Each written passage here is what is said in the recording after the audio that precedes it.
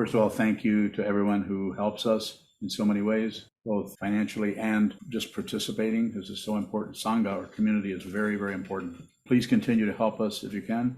Title of this evening's Dharma talk is something Chokodawa asked me about a little while ago, who was also a monastery resident and longtime friend and student of mine. And that is asking about Rangdrol. Rangdrol is Tibetan for self-existing, or rather, excuse me, I get them backwards. Self-liberated, which is the title, self-liberated. So lots of ways of talking about that. It's a statement about the nature of liberation. And since it is two very distinct concepts, self, and the other one is liberated. So to be able to, beyond that, it's difficult to talk about it, though I will endeavor to do that.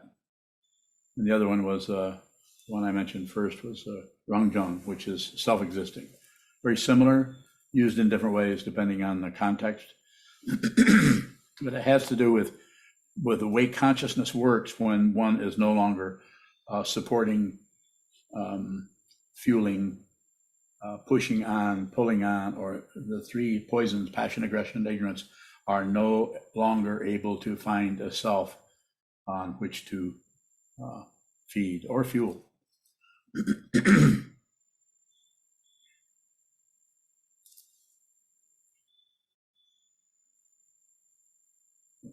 Self-liberated.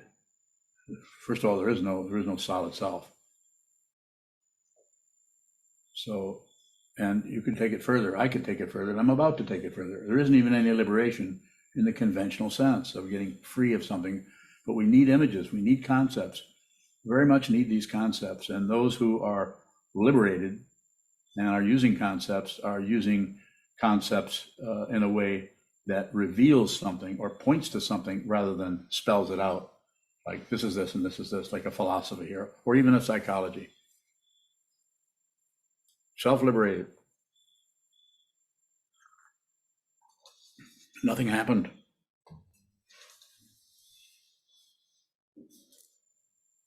One who sees this has no reference point in the conventional sense. Their reference point, that person's reference point, just shows up spontaneously and leaves spontaneously, not impulsively, not based on hope for something better, fear of making a mistake, or on something worse, or how do I look to others? What do others think that I'm doing? Do others think I'm aware or enlightened or crazy?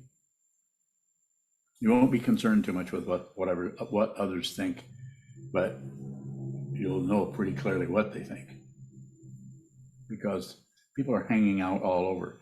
If you're not all closed into this, me and myself, my ideas, my concepts, my insight, my me, then everything else is obvious to you. It's obvious what this is. All someone has to do is open their mouth to show you the nature of their mind. I think it was Suzuki Roshi who once said something like, and I have to paraphrase, that everybody looks like the Buddha to him until they open their mouth. Isn't that what he said? No, you weren't there, were you? No. Could have been. Could have been there. You were out in that part of the country. Well, you missed out. So a way of using words so that you can see with your own mind as you approach liberation, as you approach the liberation of your dynamic, this one we call me or I, or seems so real. It seems like there's someone here who has those emotions, who has those opinions, who has those beliefs, has those thoughts. There's got to be a thinker. Nope, there isn't one. Nor is there not one. So that's why it's so difficult, because it will not function in the way that relative truth does. There's Samvriti Satya is the fancy words for relative truth. Seems real. There's no sound. There's silence and there's a noise. So everything works that way all over the place. So it's very easy to Believe in this and disbelieve in that. Most of the world is doing that. When you come into encounter a true spiritual path, not going to be easy, because the self-centeredness, the ego, is going to cling to safety, to what it knows, what it believes, its ideas, its judgments, its opinions. And because the opinions are based on fact, or on this or on that. Not that we need to ignore facts. I'm not saying that.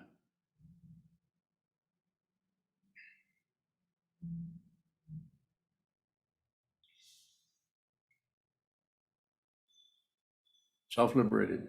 Rangdrol. Did I get it right?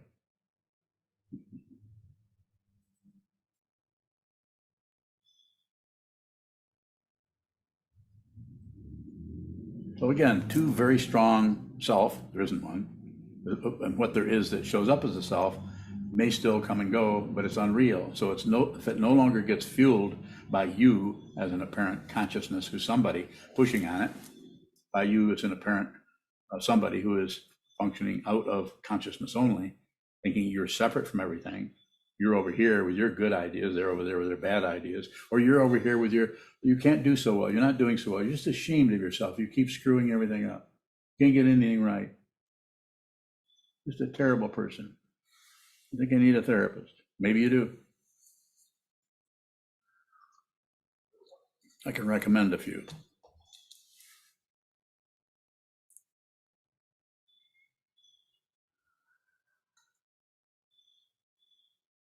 So self-liberated means you're liberated from a self, you're liberated from no self, you're liberated, and yet nothing has happened, because that is liberation. If something keeps occurring, then there's a space before it occurred and a space after it occurs, and the space as it's occurring. Those are all illusions that we are deluded by, and then we grasp at a self because it gets very, very threatened when there's too much space.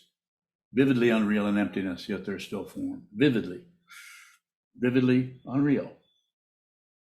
A complete, what do you want to call it? Technicolor, cinemascope. Old-fashioned words for not a black and white movie. This is why it's so powerful for us as meditators to just witness what happens in the mind stream as it goes this way, that way, shows up, turns over this way, turns over that way. Just watch the movement rather than commenting on it. The commentary on it tends to create you could say a barrier. And anytime you have a barrier, you have two things, the one that's on this side and one that's on that side. But if you don't do anything with it, you just receive it, you're not separate from that. You might not see it as a credential. You might say, I seem to be receiving everything. I must be one with all things. That will not be a conclusion. If it's a conclusion, more what? Rhymes with it. Delusion. More delusion. But if you see it, if you see that it's unreal, you don't have to change anything. You don't have to do anything with it at all. You don't have to accept it. Don't accept anything. Don't accept anything. Don't ignore anything. Don't believe anything. Don't disbelieve anything. But don't look away. Just look at what it is, because whatever it is showing up in your mind stream. That's how it's done. You have to see it. Realize this yourself. Do what the Buddha did. Went within. I don't know if you'd call it a within exactly, but it's like that.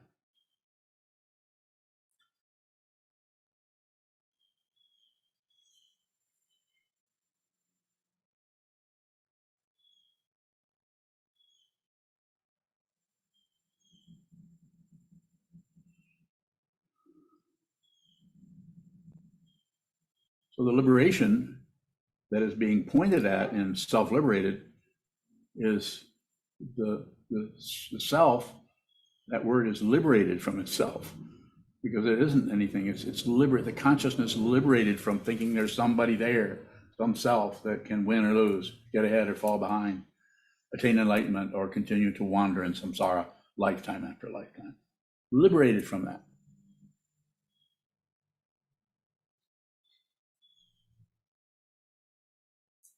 Self-liberated. You could say the other one is Rangdrol, self-existing. Did I get those right? have some transcendental dyslexia going on here. And I don't mind. Because if I try to tighten that up, I get dizzy. I don't tighten anything up. Well, there's that one thing, but I won't go there right now.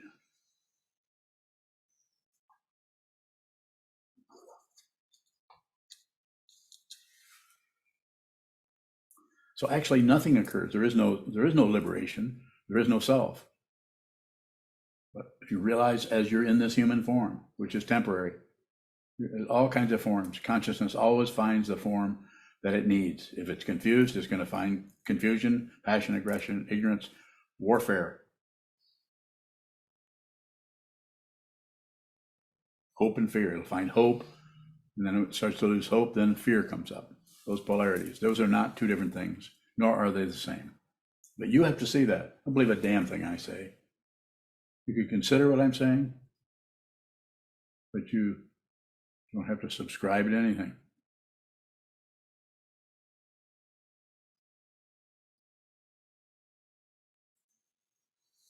Is there a question somewhere on this? Chokadao, do you have anything? No. So did I answer your question? No, I did not. I haven't told you the difference between those two. What are the differences? What are the differences? What did I say? Come on.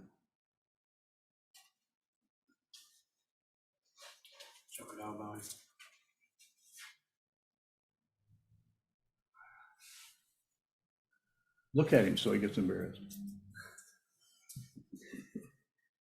I get the sense that self-liberated is already the case. We didn't say that directly, but that's what's coming up. Yeah, I missed saying that, but that is absolutely and relatively the truth. You're already self-liberated. Thank you for helping me with that, helping us. It's already the case.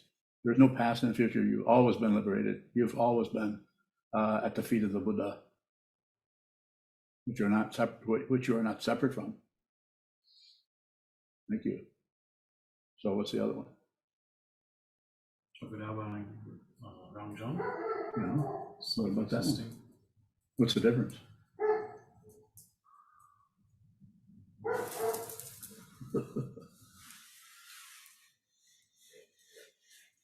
Feel like a cow. I don't know the difference. Yeah, that's the difference. There's no difference. They're just used differently. So basically, it's pointing at the same thing. It's already the case. Self-existing, self-liberated. It's going to look like an occurrence until you see it, and you realize nothing happened. You feel a little bit, maybe a little embarrassed over it, but not much, because there isn't anybody left. And it's not something that can go away because it has never occurred. It's just like you stopped covering something up. So something isn't going to fall back in place on it. But it has to be thorough, because if it's not thorough, if there's just something shining through and you can still cover it up. That's why it needs to be complete, thorough. It may take many years. Go ahead, please. I think you just answered it. I was going to ask if you say it doesn't arise, therefore it can't go away. My question was, if you uncover it, can you cover it back up? If it's completely uncovered, no, because there isn't anyone left. There's no one with an agenda other than the only thing that is left is the vow. If in fact you received a vow or observe a vow to save all beings, put others before yourself. You're totally, as others are at the feet of the Buddha, you're totally at the feet of all beings, as the Buddha was 2,500 years ago. They were falling at his feet, touching their heads to his feet, and he was at their feet from the beginning. More. So what does it mean to be at the feet of all beings? Everyone comes before you. That doesn't mean you go without eating. You aren't ridiculous about it. You take care of yourself so that you can help others, but you don't interfere with their neurosis by scolding them or pointing out their difficulties. Don't do that. Or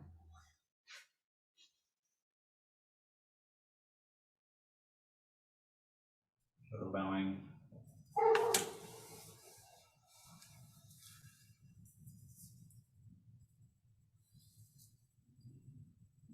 What does, or how does being at the service of others show us that there are no others?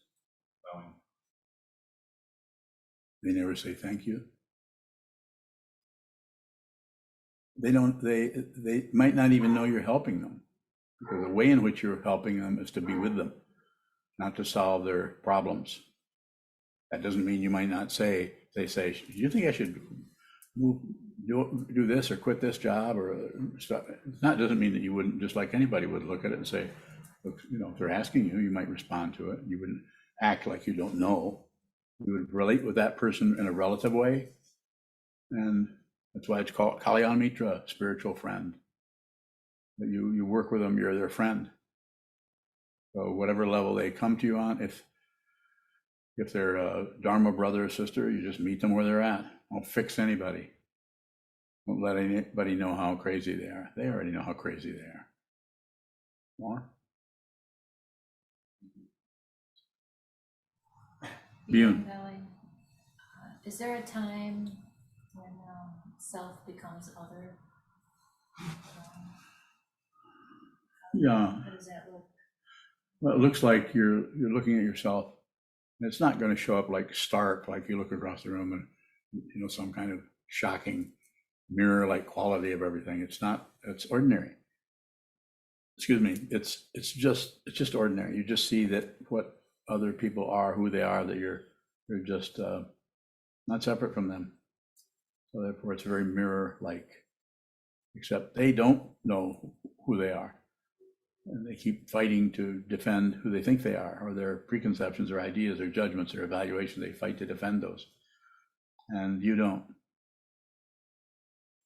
That doesn't mean you don't present yourself in a certain way. You would, but you wouldn't defend it. Or get closer if you have another question. Beyond bowing. Well, and if I ask that the other way around, when does other become self? Is there anything that stands out between those two ways of asking? Well, I hear the question, but what do you want to know? What is it you're looking for that would bring about that question?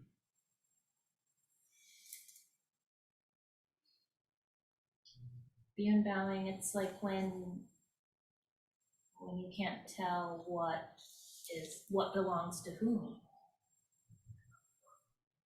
You can't? So sometimes. Does anything belong to anybody? No, everything's on loan.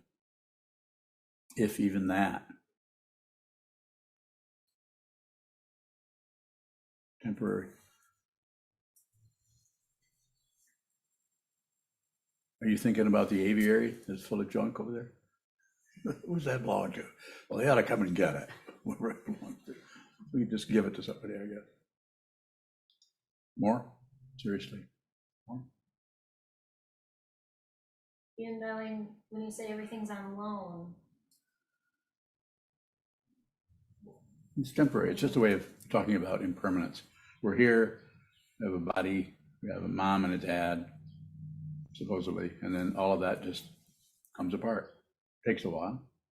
Everything comes apart. Everything that is compounded collapses, comes apart.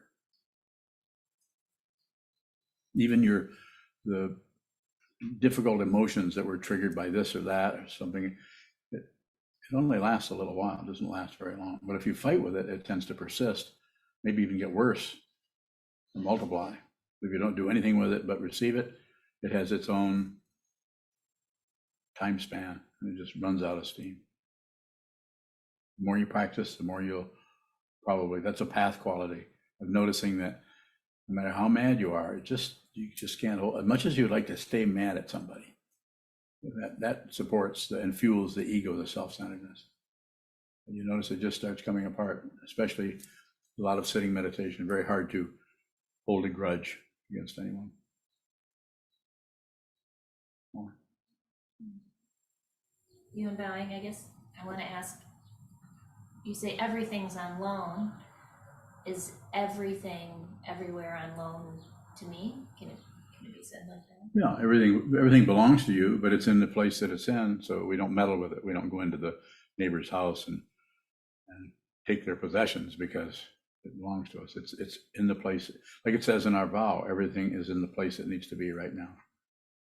I think that's the one on stealing, isn't it? Something like that. Don't steal. Don't take anything, even though it's just as much yours as it is anyone else's. But we respect the whatever thing, where anything is at, we respect that situation. Just like we respect someone's confusion. Don't try to correct people or change them or point out their neurosis just because you can. More? Is there any question on Zoom?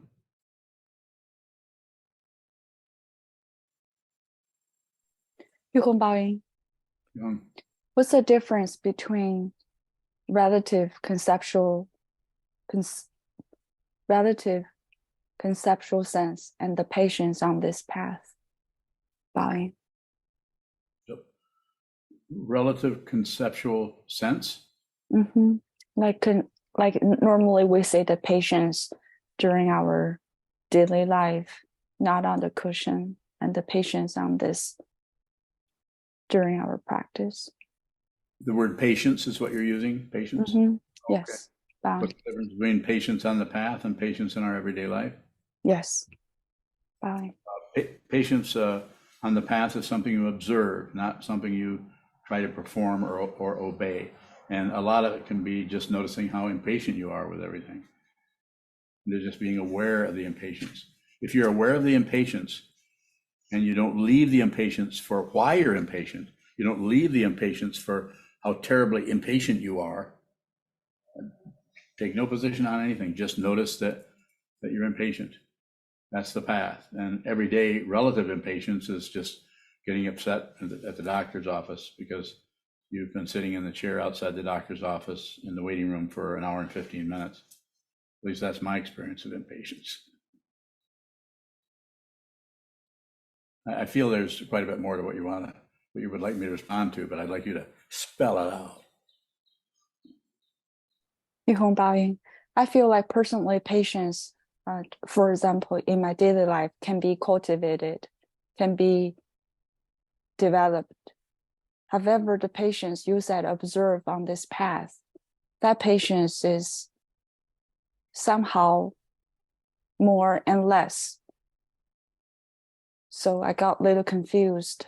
The patience, how to seeing no separation same time is quite different. Bowing. Well, fundamentally, they're probably not that much difference, but the practicing part of it is to observe. It's about awareness. It's not about being successful at anything, including being patient. Even though it's talked about somewhat in the 6 paramitas, or talk about patience, those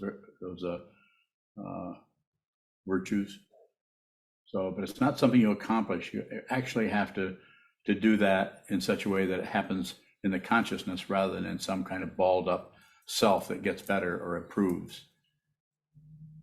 So just a matter of returning to it, and you see the whole thing. You see the way in which you could be patient and the way in which you're very impatient. You see those at the same time. Don't fix anything or correct anything. Be respectful, not only of your own confusion, but everybody's confusion. It's not easy to do that, to actually respect someone's confusion when it's so obvious how they're wrong, or so obvious how you are wrong or incorrect or agitated or shouldn't be acting this way, feeling this way. All the mini lectures we give to ourselves. As much as you can, just be aware. This is what the sitting practice of meditation, Shikantaza, is teaching you how to do. It's kind of obvious if you think about it or reflect on it. Sit down, hold still, and just observe. And if you sit there for an hour, 2 hours, or 3 hours, 4 hours, or whatever, it's quite a project of just watching what the mind continually upchucks. More and more and more and more. And then the idea there is Don't grasp it, don't reject it, don't shut down on it, just receive it. Thank you. Bowing. Thank you. Further question? Navi bowing. Naveed? When you say self-existing, does that mean that there is kind of a self in being consciousness only? Does that mean there's still a kind of a self in being consciousness only? I wouldn't use that as a teaching, but you're saying there's still kind of a self. That'd make a good talk tell, kind of a self. Nope, there isn't one. But there's an illusion of one. So I wouldn't go so far as to say there's kind of a self. There's consciousness, but consciousness doesn't belong to anyone. And that's why it's so astonishing to see that it's just ordinary. It's just kitchen sink level, which is a phrase that Trungpa Rinpoche used quite a bit when he was alive. Kind of a kitchen sink level at which wisdom begins to show up. But you don't need to rotate into a kind of a self. The ego can't wait to hear those words because it's happy to say, I can be kind of a self. I promise not to interfere with your wisdom. I just want to kind of hang out and see what it's like to be wise. After all, I've been practicing it for a long time and I'm pretty nice. But I realize I'm very self-centered, but I rarely hurt anybody. Well, it's not one time, but I apologize for that. No, there's no self. Yes. Sokuzan. Why say self-liberated as opposed to just liberated if there's no self? I don't know. Sokuzan. Why is that? Because it's already the case. See how easy that just rolled off his tongue? You'd almost think he was liberated.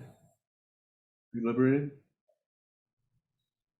You working on it? Huh? Oh, that's kind of scary. Someone who's living in a monastery, is wearing a rock suit, is not working on being liberated.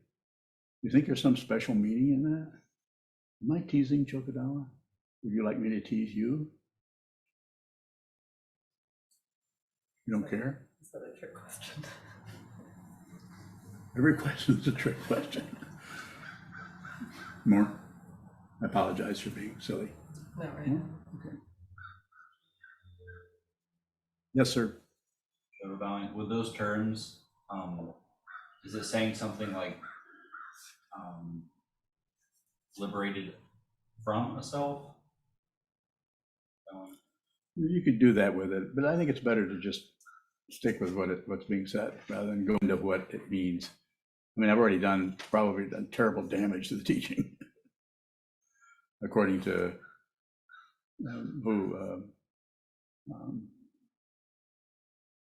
Mikyo Dorje.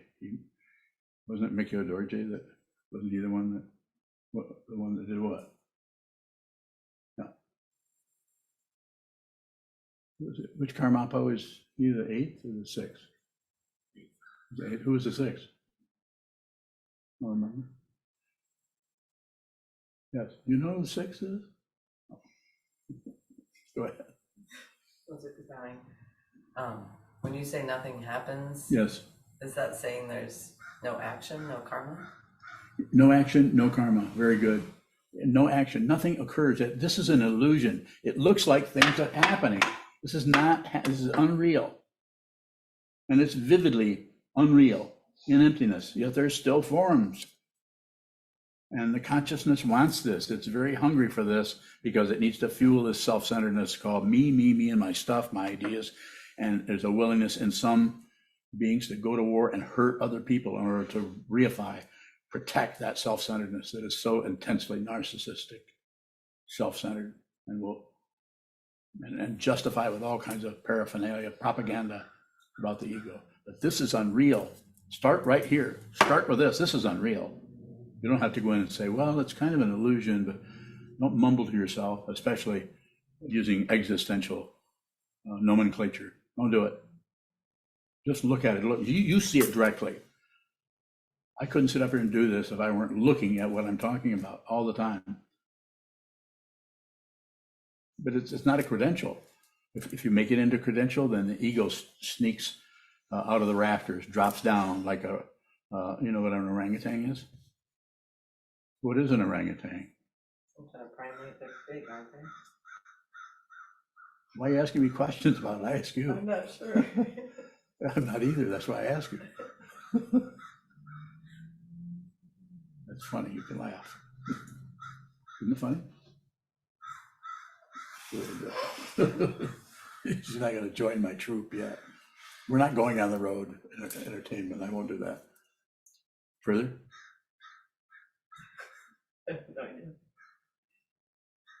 Questions? I'm saying, what I'm trying to say is this is it. It's this, the back of your hand, the smell of garlic, the mist coming through the trees at 4 a.m. Unreal. It's unreal.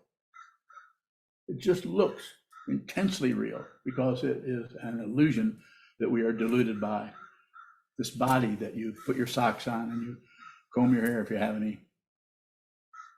And you have feelings coming and going in the body and in the mind stream, emotions and so on coming and going. Those are unreal. But you can't push them away, because if you try to push them away, they take on a stronger relative reality, and they push back. So just see it. Do it with awareness. Don't do it with your fisticuffs. Don't do it with your typing long dithyrambic, whatever it is. Just state how you are, how this is. Don't write letters to the movie. Just watch the movie. Watch the movie. It's unreal. Yes. Are you saying the term self-liberated is referring to the unreality of things? Yes. Because the self, if you want to go in that direction, I can go either direction. No self. Let's go to self. The self has no, it's still there. There's still a feeling of being someone somewhere, but there is no somewhere and there is no someone. That's the incredible magic of the whole thing. It's completely magical. It's ordinary magic because there's still the kitchen sink. There's still the back of your hand. They're still leaning back in a chair. They're still listening to music, talking to your friends, talking to Eric. Just the magic of this incredible situation that we have of being existing in an illusion that we are deluded by, but it is being pointed out to us that this is an illusion. And you can actually enjoy yourself here. You can actually, I'm not talking about pleasure and pain. Those are going to come and go as per usual, but you can fundamentally understand this, and you can be at the feet of the Buddha. Not that some guy who lived 2,500 years ago, but what he was pointing at.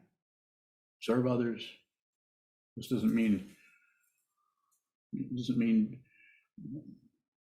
ignoring your own needs at all. Far and away beyond any kind of ignoring going on. Actually are with all beings. You don't see anybody else. I sometimes say the elseness is gone. It's empty of something else. It's traditional teaching is empty of other, empty of self, ni svabhava. And what's the other svabhava? Shisho, where are you? You don't know? Uh-oh. Can't you say empty of other in Sanskrit?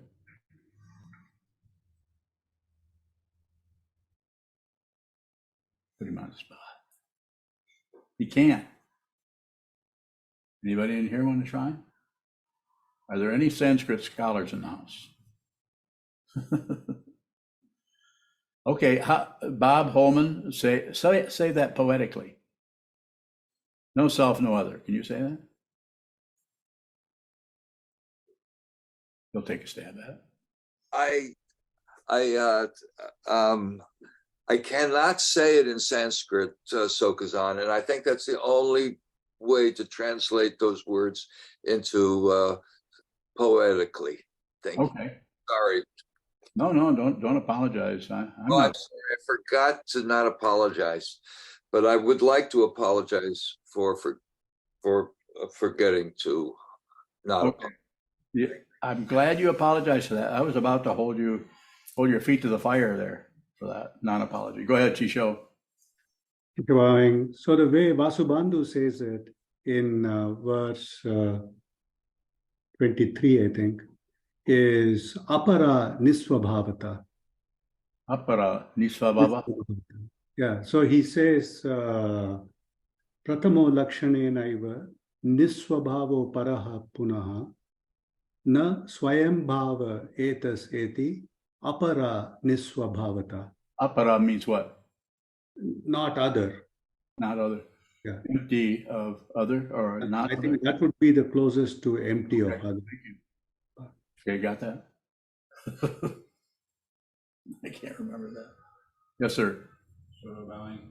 Can that feeling of being someone or somewhere show up without it being a reference point? Yes, it can, because you see that it's empty. The feeling of anything, the feeling of anger, the feeling of joy, the feeling of misery, the feeling of being depressed, the feeling. Don't get rid of that. Just look at it.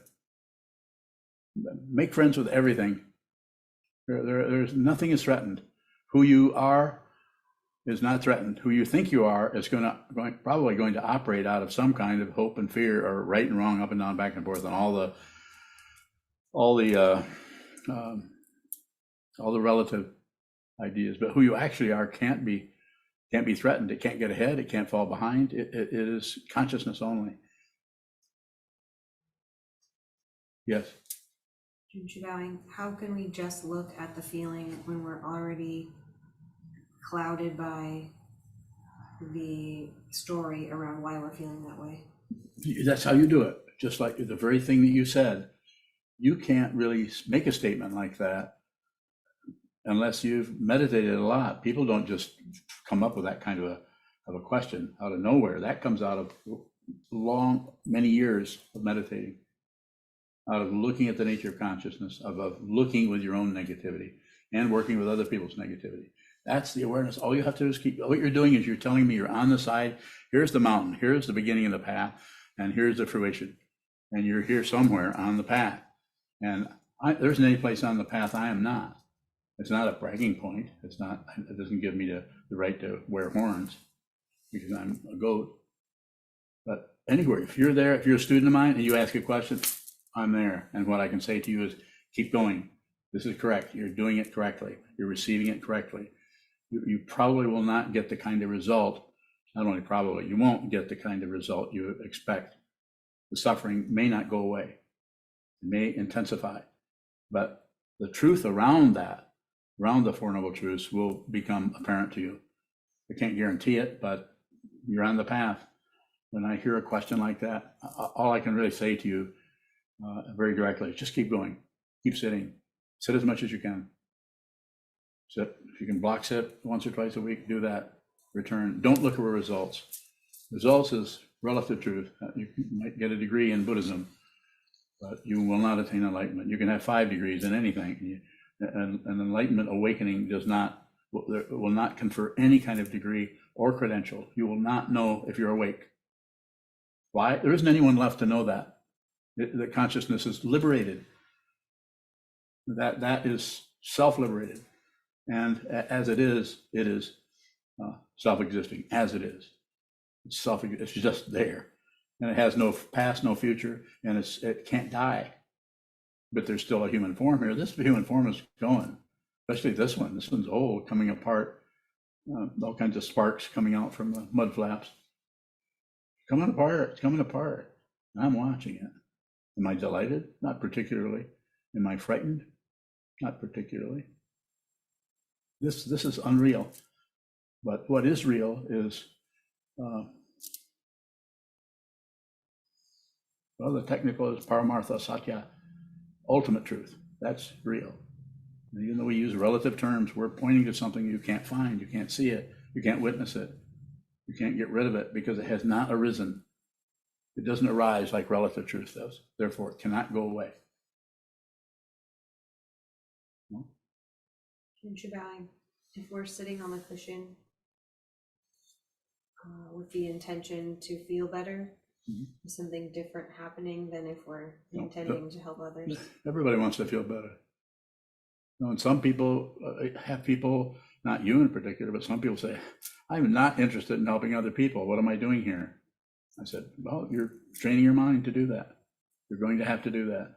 And I've even said that you've probably heard me say, or do something else. Don't waste your time. You don't want to do this. Don't waste my time. Go do something else. You know, join the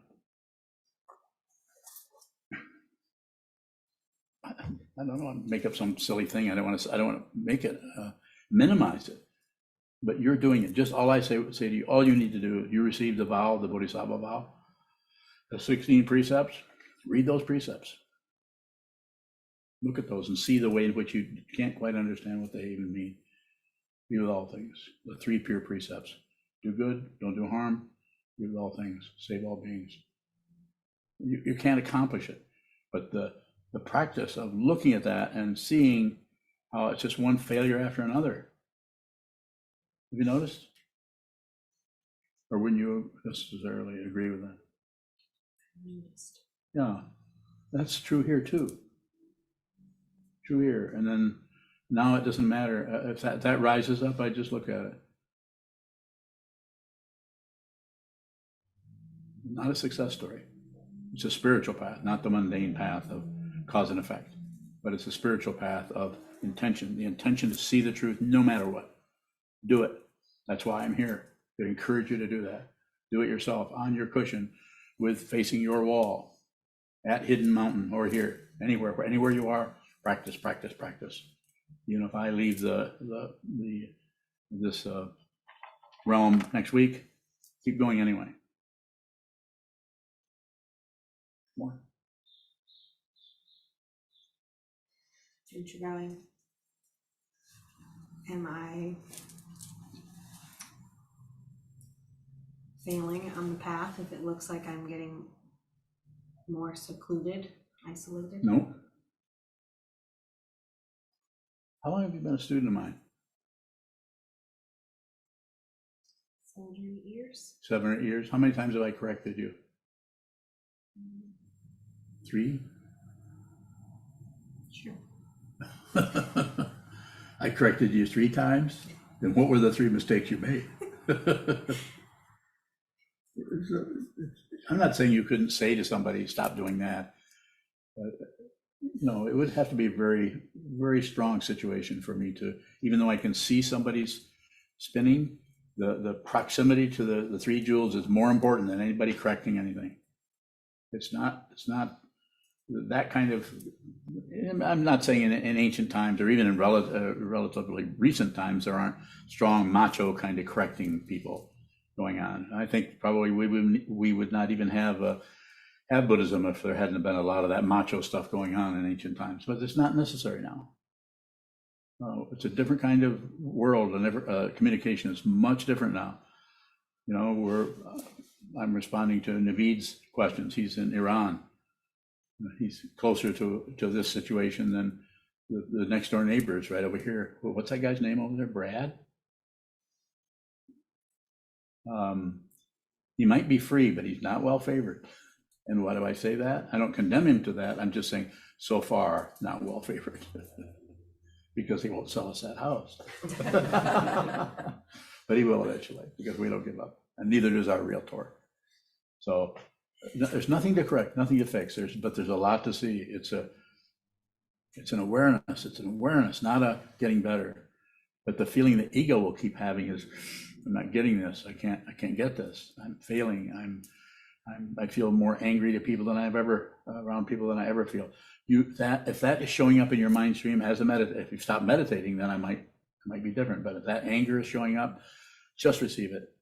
You're actually going to meet your life where it's at. You're not going to miss your life. You're not going to go back into your body won't go back into the elements again, and this consciousness will show up in another lifetime, very similar to this one, looking for the same lessons, the same, sophomore year, that kind of thing. Same lesson.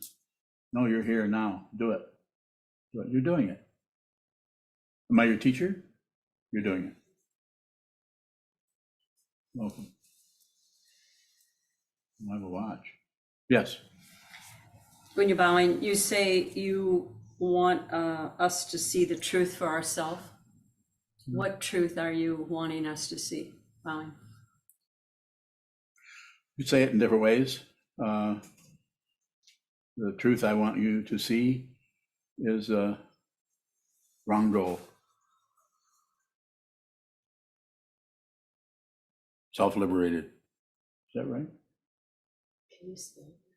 Randrol and Rang is wrong.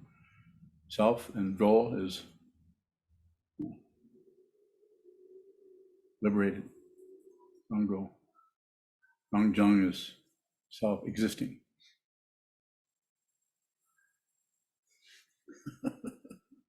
Yes. When you're bowing, does relative truth arise out of the ultimate bowing? Yes. There's just ultimate truth, and relative truth is just relative truth, just playing around, making up stuff. When you're bowing, so when we see relative truth, are we seeing ultimate truth? Yes. If you don't pick and choose, you don't push on it, pull on it, evaluate it, don't do anything with it other than receive it. And eventually you can't even receive it because you're not separate from it. There isn't anything else but this. Not even sounds and colors, messages, feelings, thoughts. But as I've said before, don't believe anything I'm saying. Don't disbelieve it. You could consider it. In other words, when I say you can consider it, I'm saying don't ignore it, but don't bite down on it as if it's some kind of a. Please don't quote me anywhere. The only person that can quote me is Taoshan. You can quote me. Yes. Was it good bowing? Earlier you used the phrase ordinary magic. Yes. Is that, and I've also heard you say everything is sacred. Yes. Are those pointing at the same thing? Different way of saying that. Everything is sacred, completely holy. Yes. Everywhere, everything. You can't leave anything out. If you do, we're right back to relative truth, sacred and profane. There's only sacred. And you might have to come up with a different word for that. You could call it Buddha nature. You could call it Paramartha Satya, if you wanted to speak Sanskrit. Was it good bowing? Is that something we can see or perceive in some way? Yes. It is. But it won't be like a conclusion, like it won't necessarily show up as thoughts. Thoughts can be around or be an aside. But it's not something you can figure out or think about. It's something you've been covering up. I certainly was covering up for a long time. Yes. Was it good bowing? With that, so does that contradict emptiness if everything's sacred? No, it is emptiness. It is that. We have to have a way of talking about it. So it appears like there's nothing. So as we go along the path, we see everything is empty of what we think it is. So we realize that our projections, our ideas were not exactly true. They're empty. So that's the path quality of it. But it's empty of a self, a solid being, and empty of an other, a solid otherness or other being or other thing. Everywhere you look, it's just through your eyes, ears, nose, tongue, body, mind. It's just, you're just seeing yourself. If there is any kind of identity at all, you're not separate from anything.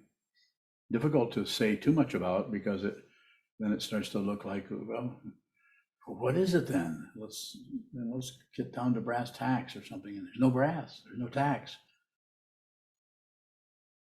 Empty and completely full of what it is. And that's been described as Buddha nature. It's full, it's empty of all the relative stuff, all the warfare, all the passion, aggression, ignorance, but it's full of what it is. And there isn't anything else but Buddha nature, awake. Everything is awake.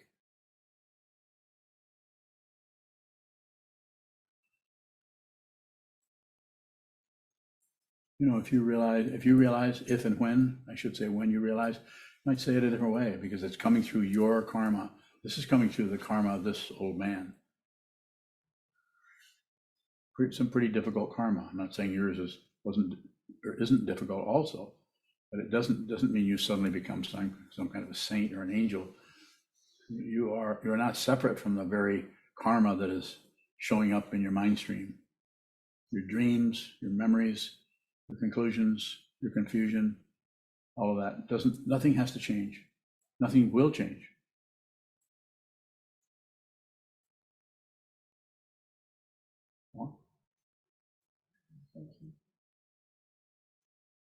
Milka bowing, some questions from YouTube. Dane Zaddy's Garden says, hello, been watching you around 2 months or so. My question for you is this: how can meditation help me to grieve?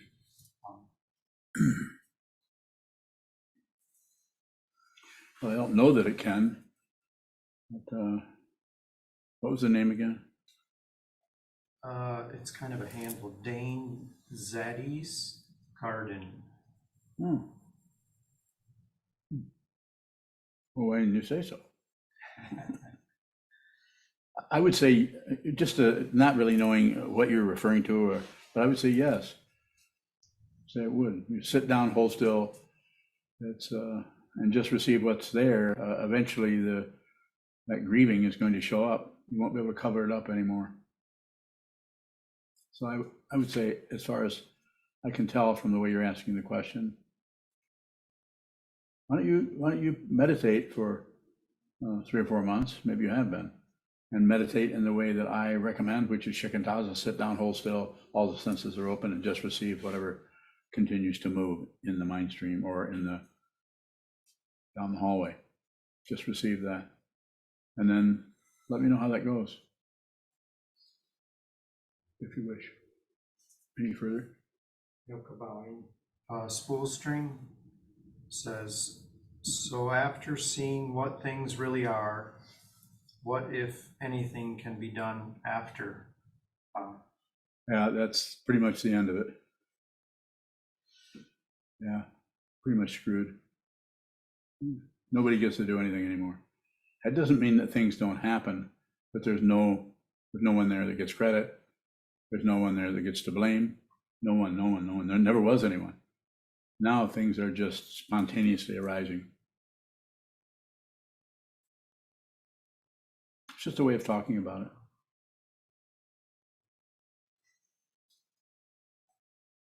Take one final question if there is one, otherwise we can. Isaac bowing. Yes, go ahead. How is an experiential quality different from an experience, bowing? Experiential quality? Yes. Well, the experience, if it's just the raw situation, then it's just that. It's just whatever you receive through any of the sense fields, including the mind. But the quality kind of thing is something that is imputed or added on, that you've interpreted about that situation. So you put some spacers between yourself and the experience by giving it a kind of quality or some attribution. Tom McCauley, you have a question? Tom bowing. What did you mean by don't write letters to the movie? Yeah, that was a kind of coming from a talk I gave. Wasn't it like something like that? Or don't talk to the movie? It's like whatever's showing up in your mind stream, make no comment. Don't interpret, no guesswork, no speculation. And that takes a while to kind of back away from doing that. So you might have to watch yourself spontaneously or impulsively keep commenting on everything. Something shows up and then we comment, something shows up. So we're talking to the movie, and the example I think I was maybe gave, maybe didn't give, I don't know. But it's like, just if you watch a regular movie, you'll start talking to people in the movie, especially if it's like really engaging or really seducing you into watching the movie. You see someone walking down a hallway in the dark, and you say, don't go there, don't go there. So look out there, don't let them, no, they're gonna jump out and get you. Don't you ever do that? You probably don't, but I know I do. So that's how I know about it. So and I'm saying don't do that. And the process of not doing that is to watch how you continue to add. Any of us continue to add on. Put a little tether on that so you don't jump right into the movie too quickly. Stay in the front row. Don't get on stage and start interacting with the actors in your mind, trying to control, trying to succeed, trying to get better, trying to improve. This is all relative truth. Not wrong. It's just relative, and it is not the spiritual path. The spiritual path is much more difficult than that because the reference points start to come apart all over the place. The only reference point you have in the spiritual path and the path of the Mahayana is do good, don't do harm, and that's kind of up to you. And save all beings, put others before yourself, plus the 10 prohibitory or grave precepts, which should be observed and not obeyed. You can read those, and then the refuge vow. But the vow to be with all things is the Bodhisattva vow. That's the vow to be with all things, save all beings. Okay, I think we can close. Hi, my name is Sokuzan, and I'm one of Sokuzan's monks. Sokuzan so freely offers his love to us and his wisdom through these talks and never asks us for anything in return. If you value what he does and what he is and want them to continue, please visit our donate page at sokukoji.org. Thank you.